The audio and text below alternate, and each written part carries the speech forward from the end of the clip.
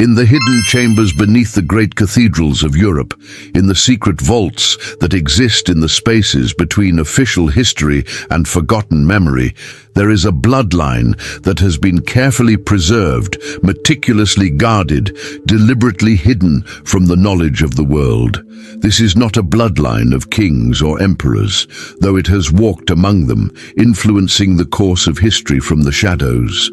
This is a bloodline of priestesses, of healers, of visionaries, of women who have carried within their very bodies and their very consciousness the sacred knowledge that was entrusted to them by the one who stood closest to Christ, the one whose name was struck from the official Gospels, the one who was transformed into a prostitute and a sinner in order to erase her true significance.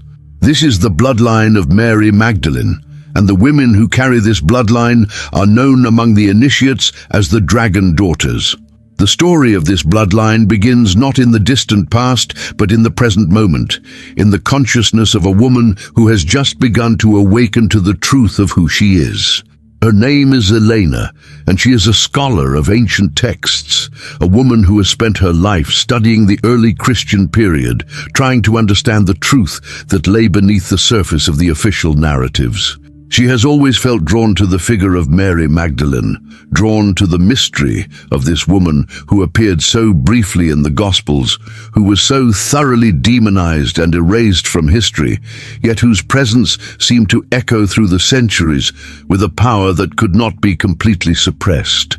Elena's awakening began with a dream, the kind of dream that does not fade with the morning light, but instead grows more vivid, more insistent, more real than waking life itself. In this dream, she found herself in a vast underground chamber, illuminated by candlelight, surrounded by women whose faces she could not quite see, but whose presence she could feel with absolute certainty.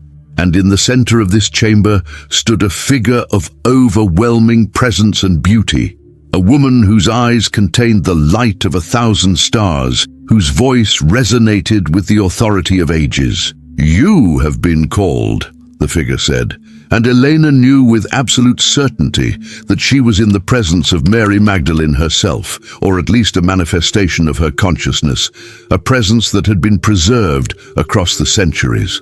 "You have been chosen because you carry within you the blood of the Dragon Daughters, because you are a descendant of the lineage that I established, because you have the capacity to understand and to carry forward the knowledge that has been hidden for nearly 2,000 years.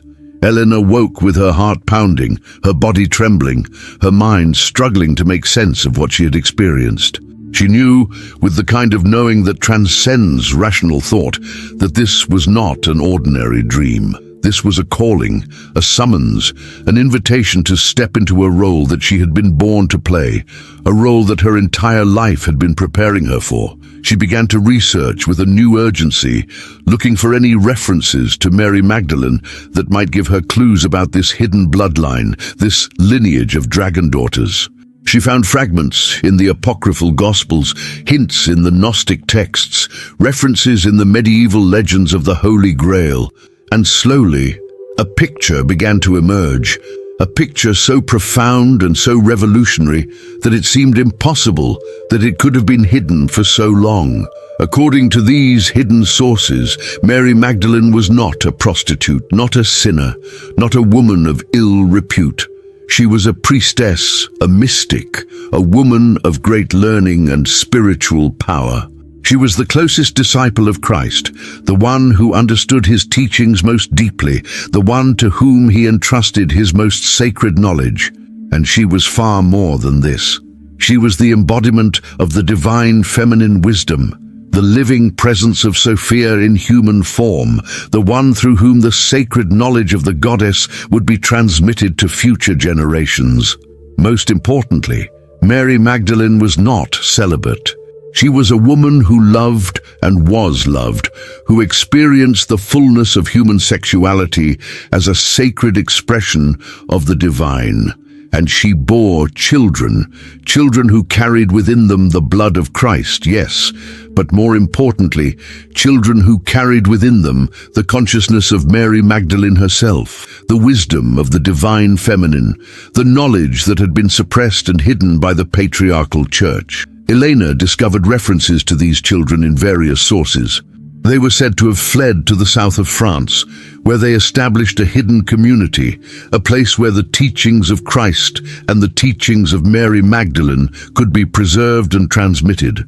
Over the centuries, this community evolved, became more hidden, more secretive, more careful about who was initiated into its mysteries, but it never disappeared. It continued to exist, hidden in plain sight, encoded in symbols and stories and legends, waiting for the day when the knowledge could be fully revealed.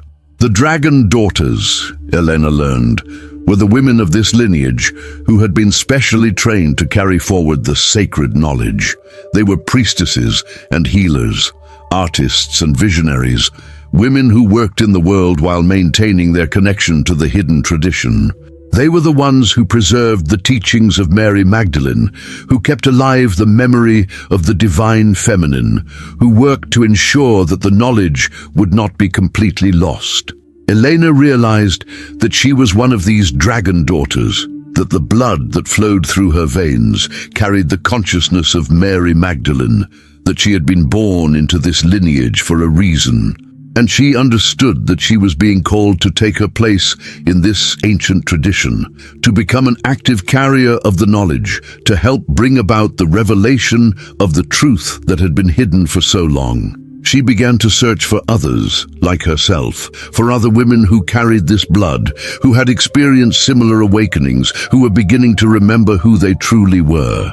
And she found them, scattered across the world, in different countries and different cultures, but all connected by a common thread, all carrying the same ancient knowledge, all working toward the same goal of awakening humanity to the truth of the divine feminine. Through a series of synchronicities and guided meetings, Elena was eventually brought into contact with a woman named Catherine, a woman who was one of the primary keepers of the Dragon Daughters tradition in the modern world. Catherine was an elderly woman, her face lined with the wisdom of decades, her eyes containing the light of someone who had seen far more than ordinary sight could perceive. She lived in a small village in the south of France, in a house that seemed to exist outside of ordinary time, surrounded by gardens that bloomed with flowers that should not have been able to grow in that climate. "Welcome home," Catherine said when Elena first arrived at her door, as if she had been expecting her all along. "I have been waiting for you. We have all been waiting. The time has come for the Dragon Daughters to step forward, to reveal themselves, to begin the great work of restoring the divine feminine to its rightful place in human consciousness." Catherine spent the following weeks initiating Elena into the deeper mysteries of the tradition. She taught her about the true teachings of Mary Magdalene, about the sacred knowledge that had been preserved in secret, about the role that the Dragon Daughters had played throughout history in guiding the evolution of human consciousness. She showed her ancient texts, some of them dating back centuries, all of them containing fragments of the knowledge that Mary Magdalene had entrusted to her descendants. Most importantly, Catherine taught Elena about the nature of the bloodline itself. "It is not just a matter of genetics," Catherine explained. "Yes, there is a physical bloodline, a genetic connection that can be traced back to Mary Magdalene herself. But the true bloodline is a bloodline of consciousness, a transmission of awareness that passes from mother to daughter, from teacher to student, from one generation to the next. It is the consciousness of Mary Magdalene herself, preserved and transmitted through the centuries, waiting to be fully activated in those who are ready to receive it." Elena learned that the Dragon Daughters had played crucial roles throughout history, though their roles had been hidden and their contributions had been attributed to men or erased entirely. They had been the priestesses who preserved the sacred knowledge in the mystery schools.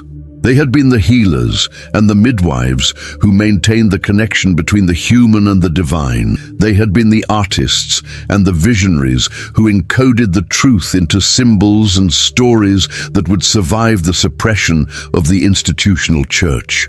They had been the mothers and the teachers who passed the knowledge down to their children, ensuring that it would never be completely lost. And in the modern world, the dragon daughters were beginning to awaken in unprecedented numbers. Women all over the world were beginning to remember who they were, to reclaim their power, to step into their roles as carriers of the divine feminine wisdom. And this awakening was not accidental. It was part of a plan that had been set in motion nearly 2,000 years ago, a plan to ensure that when the time was right, when humanity was ready, the knowledge of Mary Magdalene would be revealed, and the divine feminine would be restored to its rightful place. If you want a practical, step-by-step explanation of the path of knowledge we're exploring here today, I've created a complete guide to help you apply it in your own life. You'll find the link in the description. And tell us in the comments where you are watching from. We would love to know. As Elena deepened her understanding of the tradition, she began to experience phenomena that could not be explained by conventional science or rational thought. She began to have visions in which she perceived the presence of Mary Magdalene, not as a distant historical figure, but as a living consciousness that was actively present in the world, working through the dragon daughters to bring about the transformation of human consciousness. She experienced moments of profound connection with other women in the lineage, moments in which it seemed as though their consciousnesses were merging, as though they were all part of a single vast awareness that spanned centuries and continents. And she began to understand the true nature of the forbidden gospel, the gospel that had been hidden, the gospel that the institutional church had tried so desperately to suppress. This gospel was not a text, though there were texts that contained fragments of it. This gospel was a living transmission, a way of being, a path of consciousness that emphasized the sacred nature of the body, the divinity of sexuality, the equality of men and women, the direct experience of the divine through love and connection rather than through obedience to institutional authority.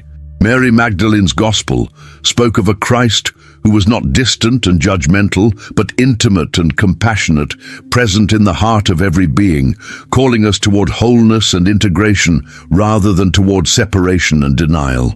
It spoke of a divine wisdom that was feminine as well as masculine, that was embodied as well as transcendent, that was present in the earth and in the body as well as in the heavens and in the spirit.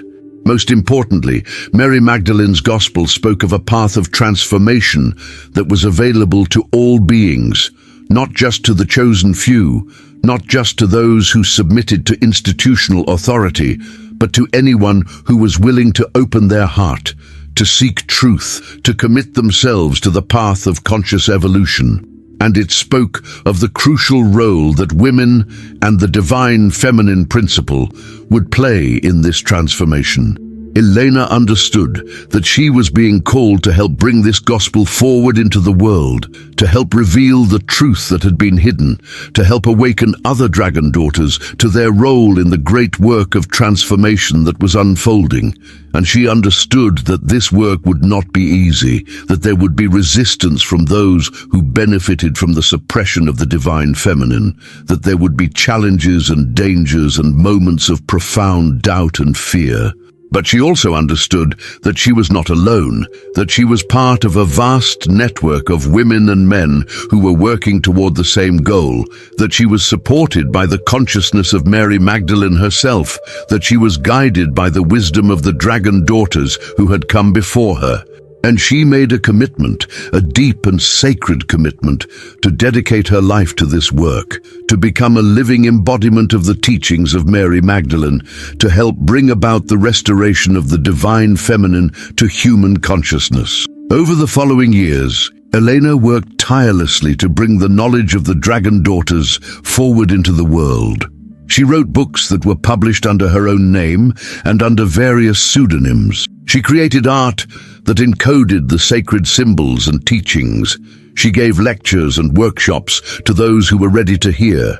She worked with other dragon daughters to establish networks and communities where the knowledge could be preserved and transmitted.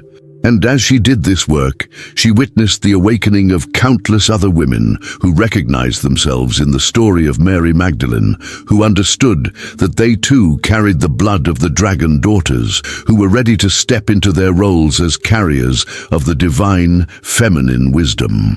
She witnessed the transformation of consciousness that was beginning to unfold across the planet, the recognition that the suppression of the feminine divine had been one of the greatest tragedies of human history, and that the restoration of this knowledge was essential for the healing and transformation of the world. But she also understood that the work was far from complete, that there was much more that needed to be revealed, that the full gospel of Mary Magdalene had not yet been brought to light. And so she continued her research, continued to search for hidden texts and lost knowledge, continued to work with other dragon daughters to piece together the fragments of the ancient wisdom. In her final years, Elena made a discovery that seemed to confirm everything she had been working toward.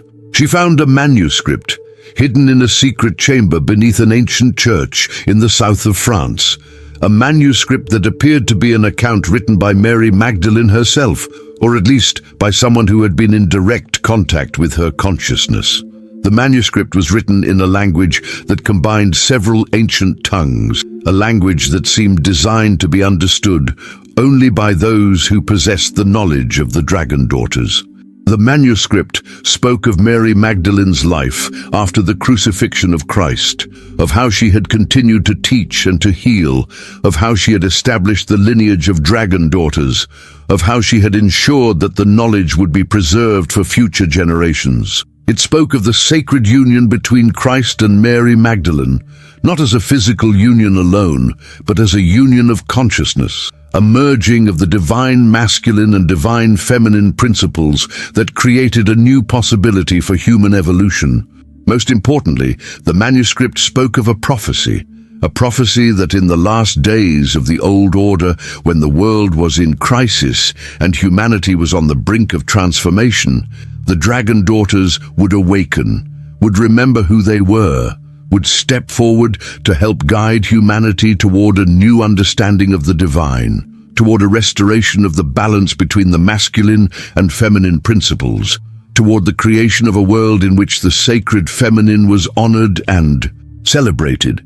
Elena understood that this prophecy was being fulfilled in her own time, that she was living in the midst of the awakening that had been foretold, that she was participating in the great work of transformation that would reshape human consciousness and human civilization, and she made a final decision about what to do with the manuscript she had discovered. She decided not to publish it in the conventional sense, not to release it to the world in a way that would make it subject to the scrutiny and criticism of those who were not ready to understand it. Instead, she worked with other dragon daughters to encode the knowledge contained in the manuscript into various forms, into art and music and literature and spiritual practices that would reach people in ways that bypassed their rational defenses and spoke directly to their consciousness.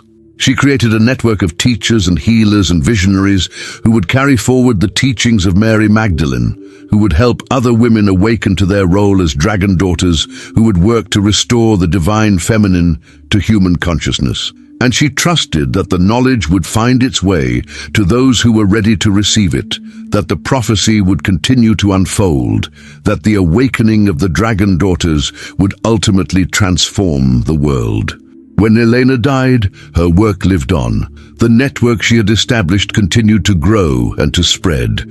More and more women began to awaken to their role as dragon daughters. The teachings of Mary Magdalene began to emerge in various forms, in books and films and spiritual movements and artistic expressions. The forbidden gospel began to be revealed, not all at once, but gradually, in fragments and pieces, in ways that allowed people to integrate the knowledge at their own pace. And in our own time, we are witnessing the full flowering of this awakening. We are seeing women rising to claim their power, to reclaim their role as carriers of the divine feminine wisdom. We are seeing the teachings of Mary Magdalene being restored to their rightful place in Christian spirituality. We are seeing the recognition that the suppression of the feminine divine was a tragic mistake, and that the restoration of this knowledge is essential for the healing of humanity and the earth. The dragon daughters are awakening. The forbidden gospel is being revealed. The bloodline of Mary Magdalene is stepping forward into the light. And those who are ready to receive this knowledge, who are willing to open their hearts and minds to the wisdom of the divine feminine, are being called to join in the great work of transformation that is unfolding in our time. The true bloodline of Mary Magdalene is not hidden anymore.